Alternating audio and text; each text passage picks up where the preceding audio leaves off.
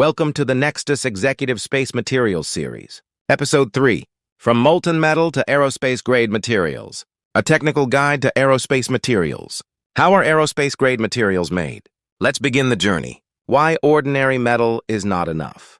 Not every metal is ready for space. Ordinary industrial metals perform well in everyday applications. But aerospace materials must survive extreme cold, extreme heat, repeated thermal cycling, and demanding structural loads. That is why aerospace-grade materials require exceptional cleanliness, consistency, and reliability. Melting. Everything begins with melting.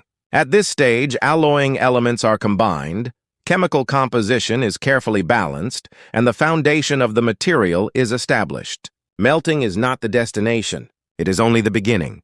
Refining. The next step is refining. Impurities are reduced. Chemical balance is improved. The material becomes cleaner, more stable, and better suited for demanding aerospace applications. This is where quality truly begins to emerge. Remelting. The final step is remelting. This process reduces non-metallic inclusions, improves structural uniformity, enhances fatigue resistance, and increases long-term reliability. Only through remelting can ordinary metal evolve into ultra-clean aerospace-grade material.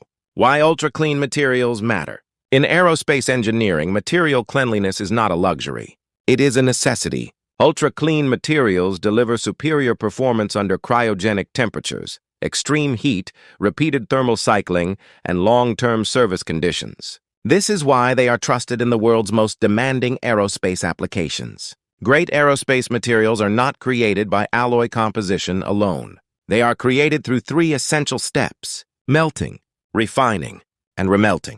Only then can ordinary metal become aerospace-grade material. This is the philosophy behind the Nextus Executive Space Materials Series. Nextus Executive Space Materials Series. Engineering the materials that shape the future. Next EP.04. How does a reusable spacecraft survive 25,000 kmh reentry?